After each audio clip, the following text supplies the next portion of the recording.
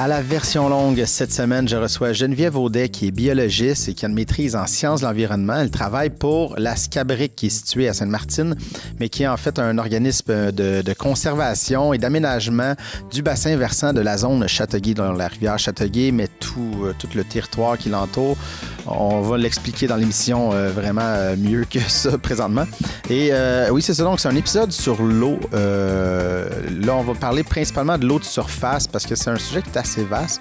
Un sujet qu'on parle pas assez au Québec. On est comme entouré d'eau et je pense qu'on le prend pour acquis. Et je trouvais ça intéressant d'en parler avec quelqu'un qui connaît le sujet vraiment, vraiment bien. Ça a été enrichissant comme conversation et j'espère que vous allez apprécier.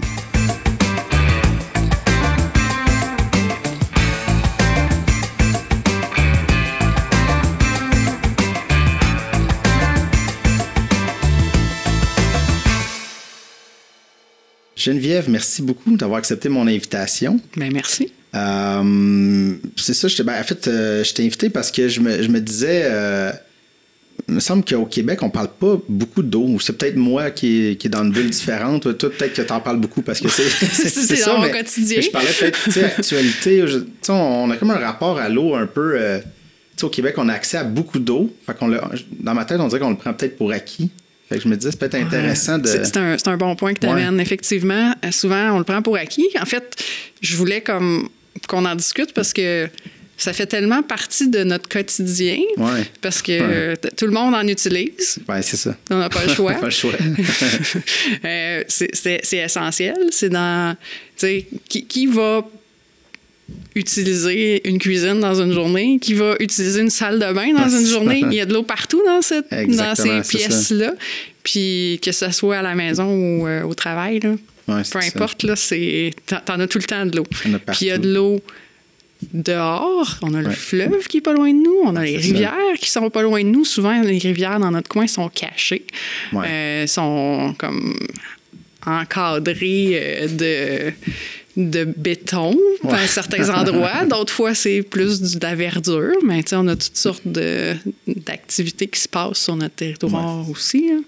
On va avoir la chance d'en parler beaucoup. Là. Aujourd'hui, on va essayer de se concentrer sur l'eau de surface là, parce qu'en te parlant, il y avait beaucoup, les eaux souterraines, tout ça.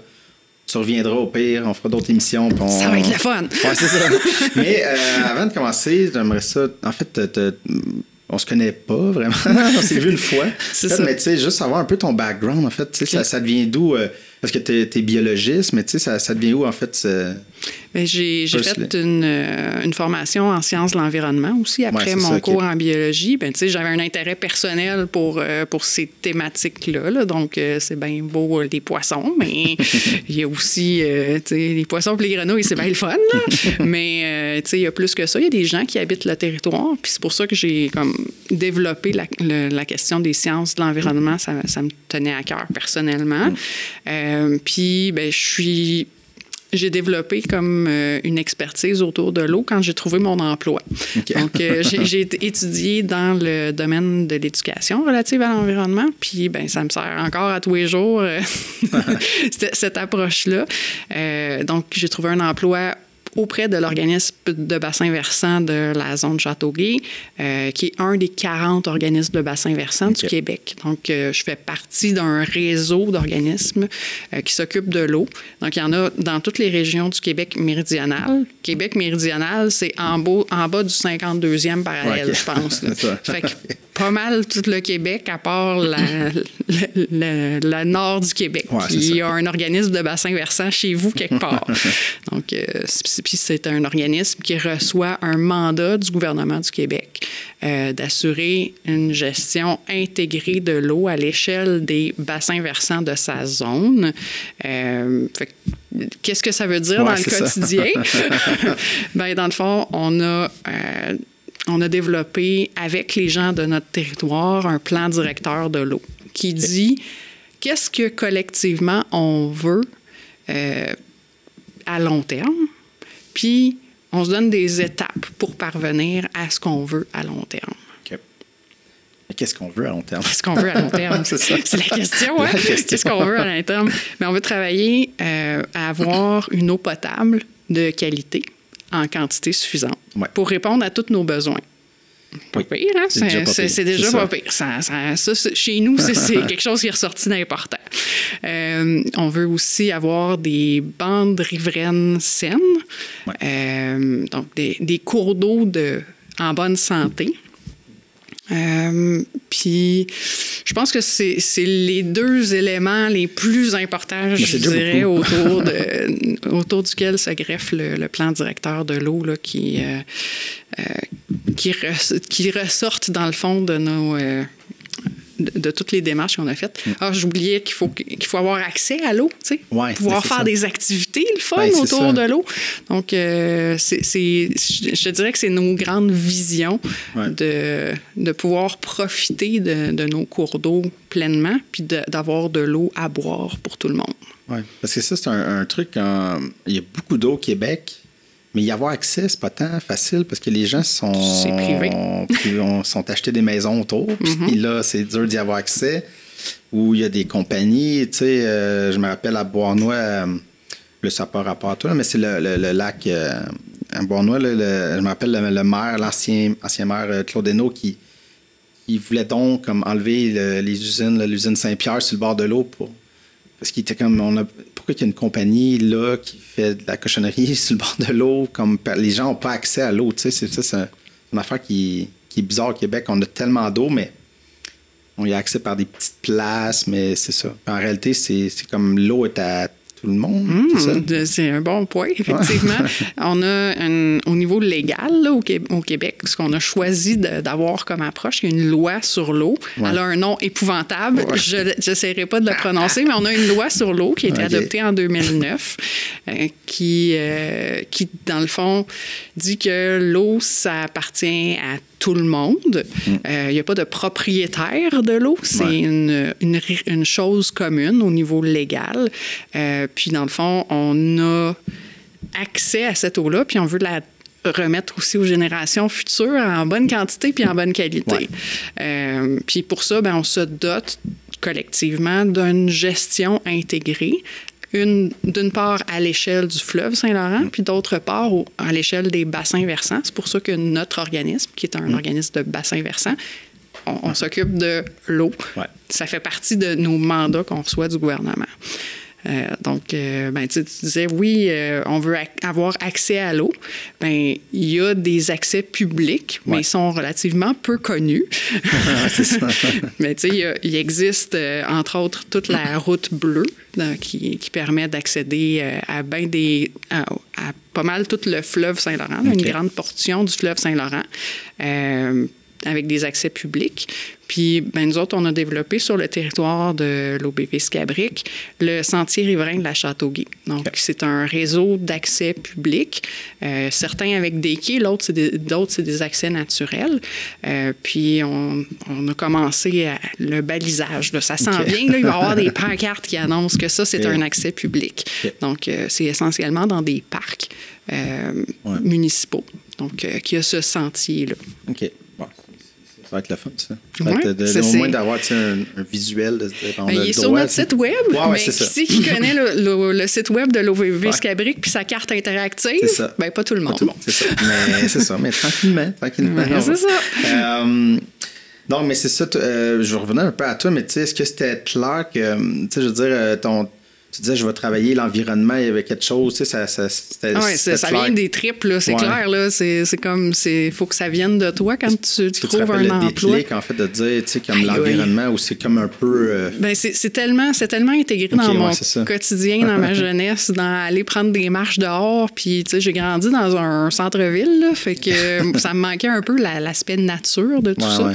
C'est pour ça que j'ai déménagé dans le coin ici, puis il y a un peu plus de nature, un peu plus proche. C'est un petit peu plus rapide d'avoir accès à quelque chose, c'est ça. Donc, c'est ça, la Scabric, peut-être on pourrait... Parce que là, tu as dit les grandes lignes, mais tu sais, concrètement, donc c'est vraiment la rivière Châteauguay, mais c'est quoi? Mais c'est pas juste la rivière Châteauguay. C'est ça, c'est tout. Un bassin versant, c'est un territoire naturel autour d'une rivière, mais c'est tout le territoire autour de la rivière, puis tous les petits affluents qui se rendent jusqu'à cette rivière-là. Donc, ça s'étend, là. Oui, c'est ça. Notre territoire couvre 2410 km². Donc, si vous imaginez la carte, là, c'est de Aquassassiné dans le coin. Là. Ouais, le bout du Québec. Ouais, vous suivez le fleuve Saint-Laurent jusqu'à Brossard. Après ça, vous rentrez un peu dans les terres jusqu'au parc de la Cité à Saint-Hubert. Vous redescendez en passant par Saint-Jacques-le-Mineur jusqu'à Hemingford. Ouais, fait que ça, c'est... Ça, là, tout à l'intérieur de ça, c'est la zone Châteauguay. OK, c'est même plus grand que moi, je pensais. c'est ça. Parce que je m'imagine voir la rivière Châteauguay, tu sais, je connais le...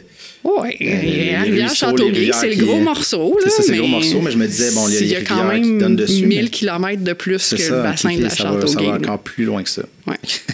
Et donc c'est ça. Fait qu'il y a une idée de conservation et d'aménagement qui s'en va là-dessus. Mais comment qu'on travaille justement le côté conservation d'une si grosse rivière et de tout ce qui... Il faut dire que la conservation, ça se passe de plusieurs façons. Mais c'est sûr qu'il y a de la conservation qui se passe avec des organismes de conservation qui acquièrent des terrains pour les conserver, là, des milieux humides, des boisés. Avec des belles espèces diversifiées. Là. Mon côté biologiste est bien content. Là. Donc, oui, il y a ça, c'est de la conservation. Mais on peut économiser l'eau. Fait que ça, c'est une autre façon de conserver les bassins versants. Donc, consommer moins, ça aide tout le temps. Puis, ça peut se faire au niveau individuel, la conservation de l'eau. Donc, économie d'eau. Mais ça peut se faire aussi au niveau collectif. Donc, les municipalités ont quand même un rôle important à jouer à ce niveau-là dans l'économie d'eau potable, entre autres, en entretenant leur réseau. Donc, puis, c'est un morceau important. Donc, économiser l'eau. Puis, c'est sûr qu'il y a toute la question de l'eau usée aussi. Après que tu aies qu'est-ce que tu as utilisé comme eau, tu rejettes une eau qui est usée. Puis, cette eau usée-là a besoin d'être traitée. On essaye de bien la traiter. Puis, il y a plusieurs façons de traiter l'eau. Là. Quand tu es dans le milieu plus agricole ou milieu rural, tu n'as pas accès autant à l'eau de surface. Tu vas surtout utiliser ton puits. Puis, tu vas devoir traiter tes eaux usées directement sur ton terrain. Alors que plus dans les milieux plus urbains, c'est la municipalité qui a un réseau de distribution. Donc, il y a une usine de traitement, un réseau de distribution. Après ça, une fois que ça a été utilisé, on repart dans un autre réseau qui est un réseau de collecte de l'eau usée, puis qui va être traité ensuite par une usine de traitement des eaux. Fait qu'il y a vraiment différentes façons dont l'eau est traitée, utilisée et traitée. Puis, dans le milieu plus urbain, ce qu'on va, c'est là qu'on va utiliser surtout l'eau du fleuve Saint-Laurent comme source d'eau potable. Puis on va rejeter après ça encore au fleuve Saint-Laurent. C'est pour ça que le gouvernement du Québec a demandé aux municipalités de faire des analyses de vulnérabilité de leurs sources d'eau potable dans un règlement. Les municipalités qui ont 500 personnes et plus, là, qui reçoivent de l'eau potable dans le réseau. Puis, ces analyses-là, la prochaine étape, c'est de se faire un plan de protection des sources d'eau potable. Donc, il y a certaines municipalités qui vont profiter d'un financement qui est maintenant disponible pour, dans le fond, faire une planification de comment est-ce qu'ils vont qui vont protéger leurs sources d'eau potable pour leurs citoyens. OK.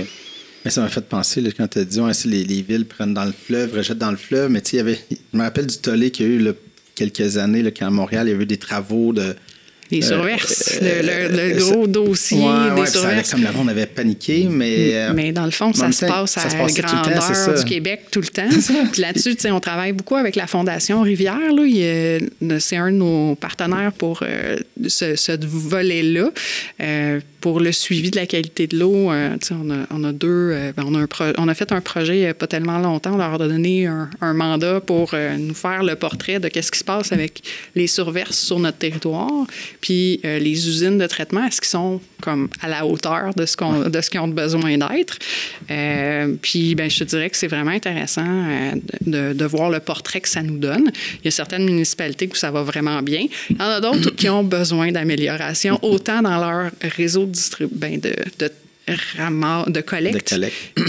où il y a beaucoup de surverses. Donc, des surverses qui sont des déversements de trop plein d'eau usée qui circulent dans le réseau. Puis, parce qu'il y a comme le vieux modèle, c'était on mélange nos eaux de pluie qui sont ramassées dans les égouts pluviaux avec les eaux usées de nos maisons. Ouais. Puis ça va tout à la même place. Puis ça fait, quand il y a plu, puis qu'il y a déjà une base d'eau usée dedans, ça fait de l'eau usée qui se ramasse dans la rivière. Puis c'est ça. Puis là, on sait que dernièrement, on sent qu'il y a de plus en plus de grosses averses là, dans les dernières années. Mais ça, c'est comme l'ancienne mentalité. Oui, c'est ça. Ouais, là, ils ont changé. Là, les municipalités qui ont des réseaux plus récents, ils n'ont pas ce problème-là. Mais ça a été fait il y a des décennies. Puis ça va prendre des décennies à retransformer ça. Tu vois, ça, c'est des aspects qui sont dans le plan directeur de l'eau, d'encourager les municipalités à mettre aux meilleures pratiques leur entretien de réseau. Mais, tu sais, parce que je ne veux pas revenir juste ce cas-là de Montréal, mais quand ils ont refait justement ces travaux-là, tu sais, la manière que moi je comprenais ça de l'externe, c'est qu'il n'y avait pas le choix parce que c'était là où on met la neige. Puis là, quand ça fond le printemps, puis le dégel, c'est ça, il y avait déjà des risques que ça déborde dans les égouts partout. Fait qu'il était comme pris. Ce que moi je comprenais, c'est qu'il fallait qu'il le fasse, mais pour le faire, il fallait qu'il. Tu sais, tu peux pas avoir les eaux usées qui rentrent pendant que tu changes le clapet, là, je sais pas comment... Là, je le mets très simplement, là, mais ça doit être ça. Je pense que tu as l'air d'avoir compris qu'est-ce qui se passait. C'est ça. C'est bon. Mais tu sais, c'est ça, mais en même temps, tu dis, tu sais, c'est comme un catch-22, il faut le changer parce que le problème, il va être plus grand, plus pernicieux, mais d'un coup, on jette tout. On jette tout pendant une période de temps qui est prédéterminée. Ils l'ont fait plus vite que supposé. Ça leur avait donné. Je t'avoue que ça fait quand même une couple d'années. Ça fait longtemps, mais il y avait, à leur défense, il l'avait fait plus rapidement. Je pense qu'il s'était donné un lousse dans le temps. C'est toujours ça. Là. Tu sais pas qu'est-ce qui va pas bien aller quand tu planifies des travaux comme ça. Mais peut-être juste revenir sur Ascabric pour le fonctionnement. Je sais que vous travaillez sur autant comme agricole, municipal. Est-ce que tu peux en parler un peu? Qui sait qui est touché par la gestion intégrée de l'eau par bassin versant? Essentiellement tout le monde. Mais dans les faits, il y a comme des groupes qui sont plus interpellés par ce qui a été identifié collectivement par qui a contribuer à l'identification. Il y a des gens du milieu municipal, du milieu agricole, du milieu de la recherche, des gens du... On a essayé d'inviter du monde du milieu industriel, mais je t'avoue que c'est un petit peu dur de les avoir, le milieu de l'industrie. Mais c'est ça, tu sais... Le milieu de l'environnement, là, les organismes en environnement aussi ont bien participé. Fait c'est pas mal, je te dirais, les grandes thématiques. Puis il y a le milieu gouvernemental qu'il ne faut pas oublier. Là, donc, c'est autant... Puis il y a quelques citoyens qui sont interpellés par l'eau, qui ont décidé, moi, je veux participer. Donc, collectivement, on a décidé, ce qu'on veut, c'est de l'eau de qualité, en quantité suffisante, puis des rivières en santé. Grosso modo, c'est ça qui est important. Puis, est-ce que j'ai répondu à ta question? En fait, c'est de savoir comme... parce que je voyais que vous avez des actes, vous pouvez travailler avec l'agricole, municipal, scolaire. C'est ça. Fait que c'est... On travaille avec tous ceux qui ont un intérêt pour l'eau. Puis, il y en a qui ont un plus grand pouvoir d'action que d'autres. Là, j'ai parlé beaucoup du milieu municipal, mais c'est pas pour rien. Ils ont quand même une grosse part où ils sont capables d'agir, puis où ils ont des obligations d'agir aussi. Ça compte pas beaucoup. Puis, au niveau du milieu agricole, les gens du milieu agricole ont aussi une grosse part, puis ils ont de l'aide au niveau des conseillers en agroenvironnement, entre autres, là, qui est vraiment facile, qui est accessible. Puis il y a aussi toute la question de l'éco-conditionnalité du financement qui provient du MAPAC, qui est intéressante là, au niveau agricole pour transformer les pratiques. Donc, changer nos façons de faire, c'est pas évident. Non, mais tu as le soutien financier puis technique pour le faire, c'est beaucoup plus facile. Dans ce sens-là, à l'OBV Scabric, nous autres, on accompagne 2 bassins versants à l'heure actuelle. On a du financement qui provient du MAPAC pour ça. Okay. 2 bassins versants qui sont en train de se mobiliser collectivement, donc une mobilisation collective, autour de changer leur pratique agro-environnementale pour améliorer l'eau de ces rivières-là. On parle de l'amont de la rivière Saint-Louis, okay. Puis de la rivière Saint-Pierre. Il y a, dans les 4 années précédentes, on a travaillé avec les gens du bassin versant de la rivière Saint-Régis.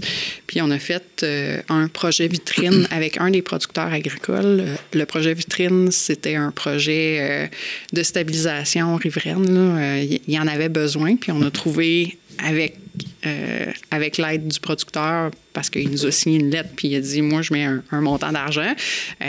On a réussi à trouver un financement complémentaire avec des partenaires financiers et techniques pour faire la stabilisation d'un bout de rive où il y avait vraiment beaucoup d'érosion. Puis on a fait des vidéos qui sont disponibles sur notre chaîne YouTube à ce sujet-là. Là. On a une version courte pour ceux qui veulent juste les grandes lignes, puis une version longue pour ceux qui veulent apprendre comment stabiliser une rive comme il faut. Oui, c'est ça, parce qu'on s'entend. Moi, je viens de Sainte-Martine, donc... mais partout un peu sur le territoire, je veux dire, les terres agricoles s'étaient collées historiquement aux rivières. Là, j'imagine que ça... Bien, les terres vont jusqu'aux rivières, mais jusque-là, selon la réglementation, il y a une distance à respecter où tu n'es pas supposé de faire d'agriculture dans cette distance-là. Ça dépend de la pente, cette distance-là, mais c'est souvent soit 1 mètre au-dessus du talus. Sur les grosses rivières, ça va jusqu'à 3 mètres. Puis il y a toute la question de délimiter la ligne des hautes eaux selon la pente. Ça demande une spécialisation. On est capable de faire cette approche-là, nous autres. Okay. Là, on a les gens à l'interne pour aider les citoyens qui en ont besoin. Et, mais ce serait quoi la version courte de stabiliser... Comment stabiliser? Okay. Ouais, c'est ça. Ben, si on résume, comment stabiliser une rive, les grandes étapes, c'est... connais ta rive. Trouve c'est quoi le problème. Donc, ça, c'est la première étape. Trouve c'est quoi le problème. Entoure-toi de gens compétents pour t'aider. C'est sûr qu'il y a des sous à mettre dessus. C'est pas gratuit de refaire une stabilisation, mais quand c'est pour ta qualité de vie, la qualité de vie de la rivière, puis protéger la route, le champ, la maison, quelque chose. Puis le principe, c'est recule-toi. Okay? Le principe, c'est faut pas mettre de poids sur le bord de l'eau. Tout ce qui est pesant sur le bord de l'eau va avoir tendance à faire s'effondrer la rivière. Là. Entre autres, tu viens de Sainte-Martine. À Sainte-Martine, il y a quand même plusieurs cas de décrochement de sol qui ont fait l'objet d'une analyse par le ministère de la Sécurité publique dans les 5 dernières années. Okay. Donc, il y a quand même... C'est là qu'on en retrouve la plus grande concentration. Ouais. Donc, là, on a commencé un projet. On a fait une première tournée de sensibilisation il y a 2 ans. C'était en 2020. C'était le début de la pandémie. C'est clair que c'était en 2020. Donc, on a fait une première tournée de sensibilisation auprès de certains riverains, donc ceux en aval du barrage Donne. Puis là, on a un projet de revenir, puis d'aller vers l'amont du barrage Donne aussi un moment donné. Donc, parce qu'il y a vraiment un besoin de changer notre façon de faire à ce niveau-là. Essayer de se reculer. La rivière a besoin d'espace. Donc, c'est ce qu'on appelle l'espace de liberté ou l'espace de bon fonctionnement. Là, les Français appellent ça l'espace de bon fonctionnement. Nous autres, au Québec, on a appelé ça l'espace de liberté. C'est plus poétique, c'est plus beau. Oui, je pense ça. Fait que, c'est un concept qui est relativement nouveau au Québec. Ouais, puis, j'avais pas entendu. c'est une idée qui doit cheminer dans nos façons de réfléchir l'aménagement du territoire, puis de réaménager certains endroits. Là. Il y a des endroits où les maisons sont vraiment construites trop proches du bord de l'eau, puis ça déstabilise la rive, puis ça fait en sorte que la maison risque de s'effondrer. Si, c'est vraiment... On parle... Il y a des endroits dans notre territoire où il y a des cabanons qui sont partis. Il y a même c'est une maison qui a été construite illégalement. C'est pour ça qu'elle a été construite illégalement. Elle était trop proche de l'eau, puis elle s'est effondrée. Mais tu sais, ça existe. C'est pour ça qu'il y a une réglementation, en fait. Là, dans le fond, c'est pas parce que les gens veulent être méchants quand ils ne veulent pas te donner ton permis, mais c'est parce que c'est dangereux pour toi, ce construit-là. C'est pas qu'on veut pas que ta fenêtre de chambre donne sur la rivière, mais c'est parce que on veut pas que tu finisses dedans. On veut pas que ta maison finisse dedans. Puis la rivière, elle bouge dans le temps. Là. Elle n'est pas stable. Elle ne reste pas à elle n'est pas à un endroit fixe de l'eau. C'est dynamique, ça bouge. L'eau transporte les sédiments qui viennent du sol, puis les amène ailleurs. C'est normal, c'est naturel, c'est un phénomène qu'il faut apprendre à vivre avec. La même chose pour les inondations, il faut apprendre à vivre avec, mais tu sais, il y a une façon de s'adapter à ces changements-là, puis dans un contexte de changement climatique, tous ces changements globaux-là, ça fait en sorte que quand il y a des événements extrêmes, ils vont être encore plus extrêmes, donc plus gros, plus fréquents. Puis ça fait en sorte que, mettons, les inondations vont monter dans certains cas. Puis ils ne vont pas se passer au même moment qu'ils se passaient avant. Là. C'est tout un... C'est vraiment le fun. Moi, je trouve ça le fun de voir à quel point on a appris des choses dans cette dynamique-là de savoir, OK, on a comme un consortium qui s'appelle Ouranos. Je ne sais pas si tout le monde en a entendu parler. Donc, au Québec, on est vraiment fort sur la connaissance au niveau des changements climatiques. Okay. Moi, je consulte assez régulièrement leurs portraits climatiques en ligne. Là, c'est vraiment le fun pour apprendre qu'est-ce qui s'en vient chez nous. Changement de température, changement dans la première neige, qu'est-ce qui s'en vient? Changement dans les quantités d'eau qui vont tomber. Est-ce que on va en avoir plus ou moins? Ça dépend de où est-ce qu'on est. Fait que c'est vraiment intéressant de savoir que cette information est disponible au bout de nos doigts. Oui, c'est ça. Puis, tu sais, nous autres, on a fait le plan directeur de l'eau. Puis, dans le plan directeur de l'eau, on retrouve beaucoup de références à tous ces outils de connaissances-là. C'est sûr que faut vouloir fouiller, là. Moi, ça me fait plaisir, personnellement. Mais c'est pas tout le monde à qui ça fait vraiment plaisir. Mais je voulais revenir...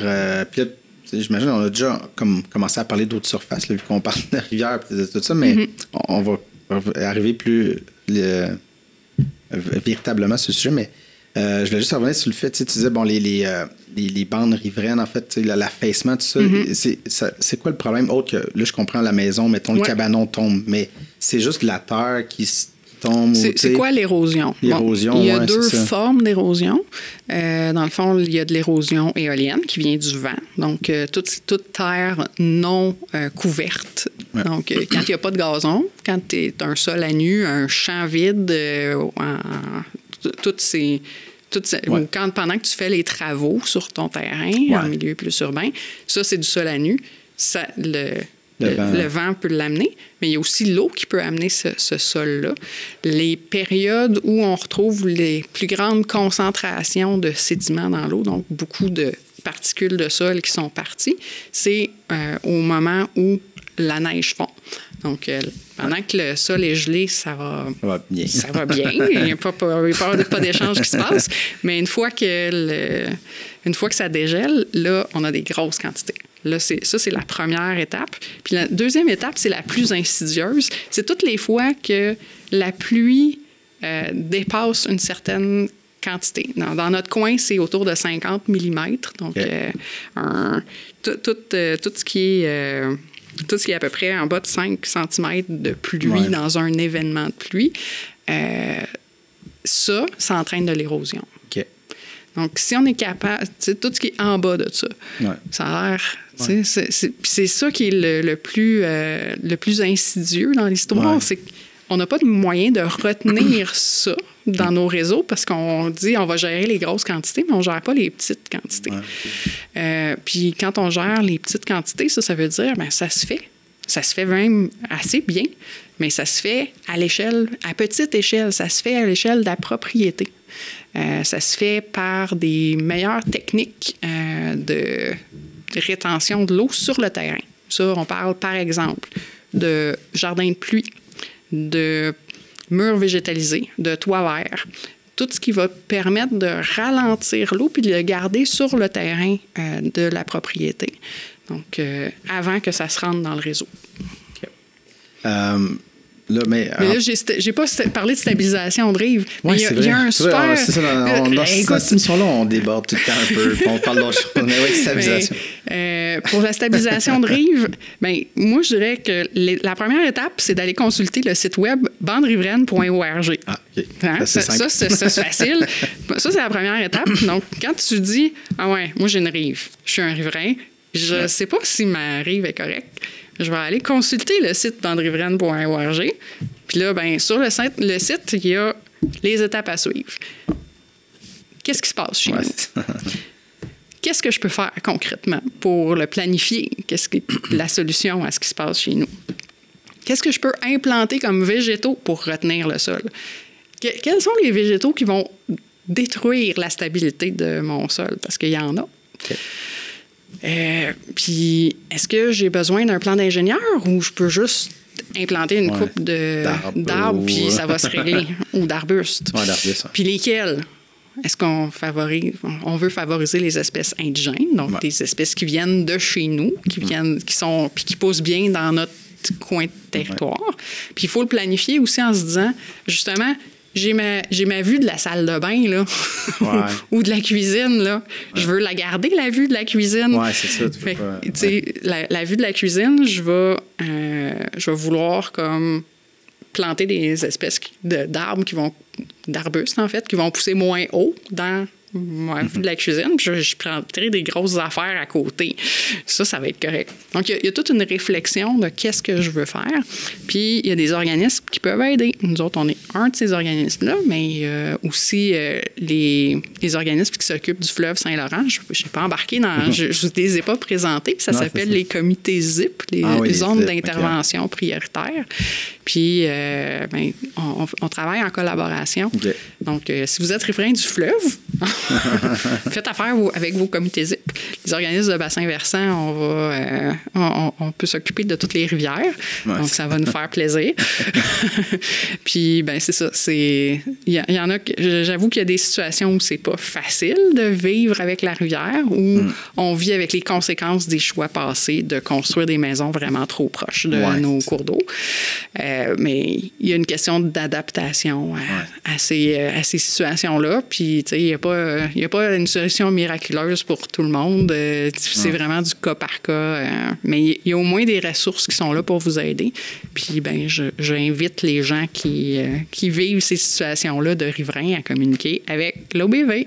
Mais, moi, je me dis, tu as décidé d'habiter proche d'une rivière, d'un lac, peu importe.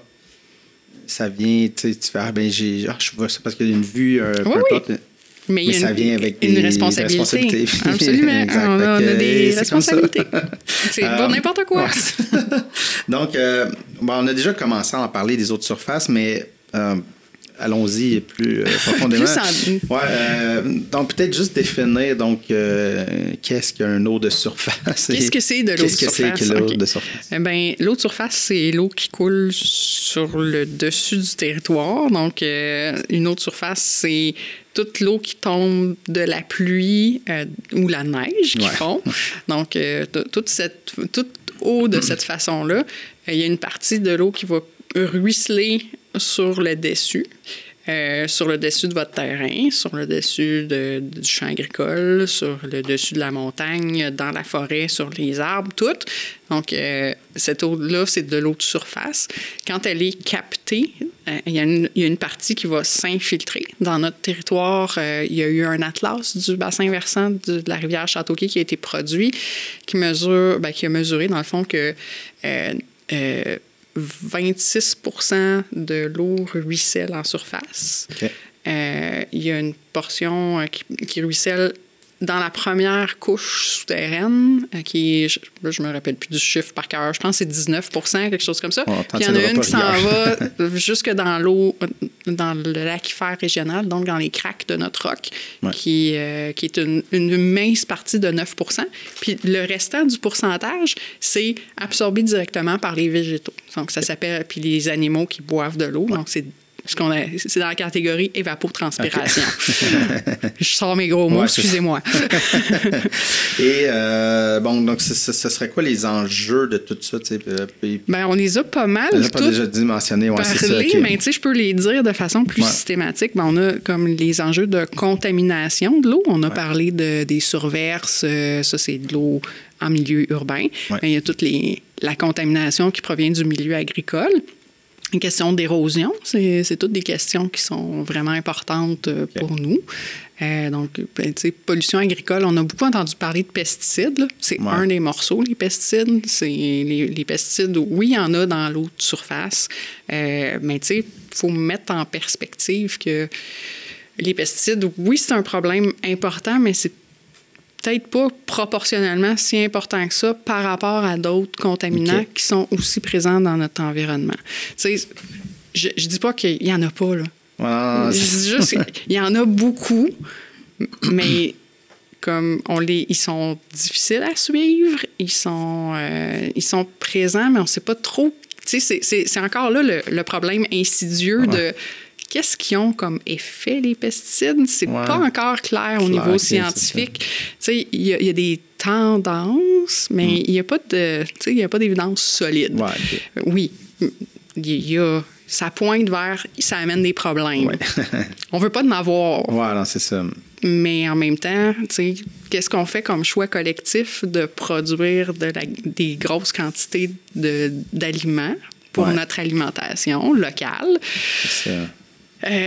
J'ai pas la réponse. Non, je dis juste qu'il y a des façons de changer nos pratiques en disant est-ce qu'on peut réduire la quantité qu'on utilise, puis la dangerosité, là, je ne sais pas si c'est le bon mot, mais le risque qui est associé aux pesticides qu'on utilise. Donc, ça, c'est un des morceaux. Puis, c'est les producteurs agricoles qui ont le plus grand pouvoir de choisir quels pesticides ils vont utiliser. Est-ce qu'ils peuvent choisir des pesticides qui vont être utiles pour produire la bonne quantité d'aliments qu'ils ont besoin parce que c'est leur gagne-pain, tout en choisissant quelque chose qui va être le moins dommageable pour sa santé, la santé de ses travailleurs, puis pour l'environnement dans lequel il est. Oui, c'est possible, puis le MAPAC finance ça en plus. C'est-tu le fun? On a parlé de ça, c'est une des problématiques. On a parlé de toute l'érosion. Ça, c'est une autre des problématiques en lien avec l'eau de surface. La gestion des eaux usées. Donc, ça, on en a parlé aussi. Donc, ensuite, on a des questions de biodiversité. Mais ça, je pense que je ne veux pas entrer là-dedans. Là, on a parlé de poissons, grenouilles. Oui, il y en a, mais c'est vraiment, je vais la garder pour une autre fois, celle-là. Il y a les questions d'inondation. Oui. On a parlé aussi un peu que ça existe. Faut pas se leurrer. C'est pas quelque chose qui est appelé à disparaître, les inondations. Non, c'est quelque chose qui est là pour rester. Puis c'est quelque chose qu'il faut apprendre à vivre avec puis s'adapter. À Châteauguay, là, ça fait vraiment longtemps qu'on vit avec les inondations, qu'on est capable de creuser, de briser la glace avant qu'il y ait une embâcle qui se forme, parce que c'est ça notre gros problème sur le territoire, c'est les inondations par embâcle. Puis quand on est capable de briser en amont les embâcles, il n'y a plus tant de problèmes que ça. Puis, il y a des endroits où, carrément, il y a des secteurs où les maisons sont construites trop proches du bord de l'eau. Ils sont dans la zone inondable. On ne connaissait pas nécessairement cette information-là quand les gens se sont construits. Oui, c'est ça. Historiquement. Là. Ouais, puis, tu sais, la rivière, elle se transforme, elle aussi. Là. Je disais qu'une rivière, c'est dynamique. Les inondations, si on a remblayé à quelque part, en amont, je dis je vais juste boucher le trou qu'il y a sur mon terrain. Là. Moi, je fais pas rien de mal. Mais c'est parce que la quantité d'eau qu'il y avait dans le trou sur ton terrain, il faut qu'elle s'en aille ailleurs. Oui, ça repousse ailleurs. C'est comme l'idée d'une bulle d'air que tu pèses puis elle repop ailleurs. Elle repop ailleurs. Mais c'est exactement ça qui se passe. Là, j'avoue qu'on ne pense pas de même. Mais non. Rapidement, j'aurais tendance à dire, mais s'il y a un trou sur mon terrain, je vais juste le boucher. Non, c'est ça. Mais j'avoue, même, on n'y pense pas. Tu veux pas mal faire, mais tu y penses pas. C'est ça. On aime ça quand c'est droit. Oui, c'est ça. Mais... Il y en a qui en sont plus de toc, il y en a que c'est plus important que d'autres, que ça soit droit. C'est ça. Mais la nature, elle a besoin que ça soit un peu plus croche que ça pour avoir des endroits de on va ralentir un peu l'eau, la retenir où ce qu'elle vient de tomber. Elle va être plus utile de cette façon-là. Mais l'eau, tu sais, c'est ça, c'est comme... Ça a tellement une force, tu sais, c'est pas comme quelque chose qu'on peut... On peut essayer de la retenir, mais... on peut la ralentir. Tu sais, quand tu tombes directement sur ton terrain, là, tu peux faire un endroit où l'eau va s'accumuler. Tu sais, il y a des cuvettes là, où ce que ça se ramasse. Mais il y a moyen d'aménager ces cuvettes-là pour qu'il y ait de la végétation, que c'est un bel aménagement paysager.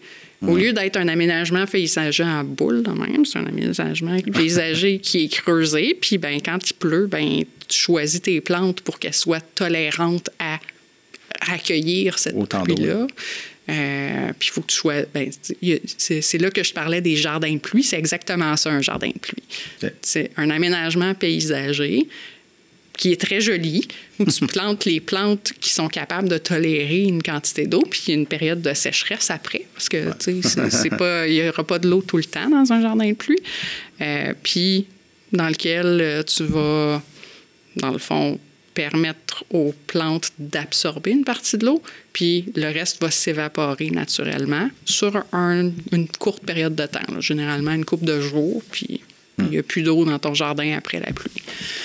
Et ça, on dirait que ça vient juste de me rentrer. L'idée, tu sais, on parlait des changements climatiques, mais l'idée de justement des grandes chaleurs, des grosses pluies, mais comme d'un coup, après ça, des longues périodes de comme sécheresse, en fait, plus rien qui tombe. Tu sais, ça va avoir un impact peut-être sur l'eau potable éventuellement. Y a-t-il quelque chose... mais qu'est-ce qu'on peut faire autrement que... On dirait que c'est comme un gros engrenage plus gros. Puis je commence à le dire, puis ça en fait de l'anxiété. OK, par où qu'on commence? Mais c'est ça. Regarde, comme je te dis, il n'y a pas de solution miracle, mais il y a quand même une démarche qui se passe au niveau des municipalités, au niveau des citoyens. Le milieu agricole est en train de se mobiliser autour de ça. Tu sais, les impacts des changements climatiques. Il y a l'UPA qui a fait peut-être un peu, c'est la CEDAC, mais je me rappelle plus. Ils ont changé de nom via le pôle, je pense. Oui, c'est ça. Via le pôle, il n'y a pas très longtemps, ils ont fait un super projet d'accompagnement de producteurs agricoles pour dire c'est quoi les impacts concrets des changements climatiques pour la Montérégie, puis comment est-ce qu'on peut s'adapter à cette nouvelle réalité-là qui s'en vient. Puis vraiment des belles conclusions intéressantes là, qui sont allées voir, qui ont ressorti de ces rencontres-là. Le milieu agricole est très mobilisé, c'est leur gagne-pain, là. Ben, c'est leur quotidien. Les questions d'eau potable, c'est une des raisons pour lesquelles c'est encouragé. En fait, c'était obligé les municipalités de 500 habitants et plus de faire une analyse de leur vulnérabilité de sources d'eau potable. Okay. Donc, puis ça fait partie des critères. Si on manque d'eau, c'est quoi notre plan B? Oui, c'est ça. Donc, comme je te dis, on dirait que c'est vu qu'on était tellement habitué au Québec, il y a de l'eau partout, il y a de l'eau, les rivières, il y a de l'eau partout tout le temps, mais pas nécessairement de bonne qualité. Non, mais on dirait que ça rentrait dans notre tête que l'eau, c'est ça. Ben, il y en a tout le temps. On ouvre le robinet, il y en a. Il n'y a pas de... Oui, sauf quand tu travailles à l'usine de traitement de l'eau potable. Là, tu poses un peu plus la question. Mais, on se la pose un peu plus, là, on voit là, les impressions d'eau. Mais tu sais, il y a vraiment, on est rendu, on a quand même une vision, en tout cas, on commence à développer une vision de cette de façon de s'en sortir. Puis tu sais, c'est sûr que c'est en communiquant là, que c'est clair qu'on peut pas juste dire « Ah, ça, c'est ce qui se passe chez nous. Je vais faire juste ce qui se passe chez nous sans regarder qu'est-ce qui se passe ailleurs. » Donc, ça, c'est une première approche qui est importante, là, une approche de collaboration en disant, ben, je vais faire mon bout, je vais travailler sur mon morceau de casse-tête, puis je vais m'arranger pour communiquer avec les morceaux de casse-tête voisins. Ouais, c'est ça. À une échelle qui a du sens pour prendre des décisions, puis dire, ben, tu sais, qu'est-ce qu'on peut faire ensemble pour ne pas se piler ses pieds. Aussi, oui. Mais là, tu disais ça, là, les municipalités, les gens commencent à penser à qu'est-ce qu'on fait, c'est quoi le plan B? C'est quoi le plan B? Il n'y a pas de solution facile. Là, c'est vraiment au cas par cas. Souvent, les municipalités vont aller regarder est-ce qu'il y a d'autres prises d'eau où est-ce qu'on pourrait aller s'alimenter. Ils vont regarder du côté de l'économie d'eau potable. Donc, comment on pourrait réduire les pertes dans notre réseau. Comment on pourrait inciter les gens à changer leur comportement à la maison, prendre des douches plus courtes, avoir un système de juste l'habitude de fermer le robinet, utiliser ton eau de lavage de légumes pour arroser tes plantes. Des trucs faciles qui, globalement, permettent d'économiser l'eau, changer quand tu as besoin de changer tes électroménagers, ben, change-les pour quelque chose de plus éco-énergétique qui consomme moins d'eau. C'est sûr que ça a des coûts, tout ça. C'est pas toujours facile dans le contexte où on est à l'heure actuelle. Mais tu sais, c'est des choix qui sont faits, des fois de façon juste... Tu te poses même pas la question. Tu as besoin de ça maintenant, puis tu l'achètes, puis voilà. Mais juste de commencer à se poser la question, c'est déjà un bon pas dans la bonne direction. Ah non, c'est vrai. C'est tellement... Mettons, juste laver la vaisselle, des fois, je la pars, puis... je vais faire autre chose, pas autre chose, mais pas pendant des heures, là, mais je vais aller porter ça. Là. Je reviens, mais ça a coulé pas rien, le temps. Même si c'était 10 secondes, tu sais. Ben, c'est 10 secondes... Ben, c'est ça. Mais tu l'amènes dans ton bac, ça, c'est correct. C'est ça. Mais c'est de prendre des petits... Des fois, c'est des petites affaires simples. Puis ça, c'est à l'échelle de l'individu dans sa maison, dans son quotidien. Mais il y a toute l'échelle des entreprises aussi, tu sais, le milieu, le milieu de travail dans lequel on est. Est-ce qu'il y a des endroits où on pourrait économiser l'eau? Puis... éviter les pertes de... Il y a comme quelques années, là... il y a quelques années. OK, ça commence à faire pas mal d'années. Donc, il y a plusieurs années, il y a un règlement qui a passé, justement, pour dire, ben tous les systèmes de refroidissement à l'eau courante, faut arrêter ça, là. Ça te prend... faut que tu aies des circuits fermés maintenant pour refroidir avec de l'eau parce que sinon, c'est la municipalité qui traite de l'eau potable que tu fais circuler dans ton système, puis que c'est rejeté sans rien. On a payé pour la traiter, puis il faut payer pour la retraiter après, puis elle n'a même pas été vraiment utilisée à part pour la température. Ouais, c'est ça. Fait que c'est ça. Ça, c'est des choses qui ont changé, tu sais, qui sont... Ça, c'est une amélioration, tant qu'à moi. Donc, on a réduit de cette façon-là. Mais tu sais, fait que tous les milieux ont chacun leur... Un truc sur lequel travailler. Oui. Puis, ben, comme organisme de bassin versant, on peut être là comme pour aider cette réflexion-là. Donc, on offre des services dans tout genre, mais ça pourrait en faire partie. On n'a pas eu de demande encore à l'heure actuelle, mais c'est dans nos missions, visions, valeurs, que d'aider les gens à économiser l'eau. Ouais. Est-ce que les milieux humides fait partie de l'eau c'est ça. Les milieux humides, moi, je les classe à la fois dans l'eau. C'est de l'eau de surface, mais c'est aussi des milieux naturels. Fait que, ça va dans l'aspect de biodiversité que je dis, on n'embarquera pas trop là-dedans. Mais c'est sûr que les milieux humides, les milieux hydriques, donc les rivières, les plaines de débordement des rivières, donc là où l'eau va monter, jusqu'où l'eau va monter en période de crue. Tout ça, c'est des milieux humides et hydriques, des milieux naturels, puis c'est important au niveau de la conservation. C'est des endroits de vie, puis c'est des endroits qui ralentissent, dans le fond, la quantité d'eau qui se ramasse rapidement puis qui crée de l'érosion. Ouais. Okay. Donc, il y a plein d'avantages à faire de la conservation de milieux humides. Peut-être certaines personnes n'avaient pas le réflexe avant. Ils l'ont peut-être... Certains n'ont toujours pas encore aujourd'hui. Il y avait une vision vraiment très négative des milieux humides. Puis que c'était de l'espace perdu. Mais c'est vraiment... En tout cas, on se rend compte aujourd'hui que finalement, c'était pas tout à fait de l'espace perdu. Non. Ça a un rôle vraiment important pour filtrer l'eau, l'emmagasiner pour qu'on en ait assez pour les périodes où c'est plus sec. Donc, c'est un moment, tu sais, c'est une zone d'éponge. C'est ça.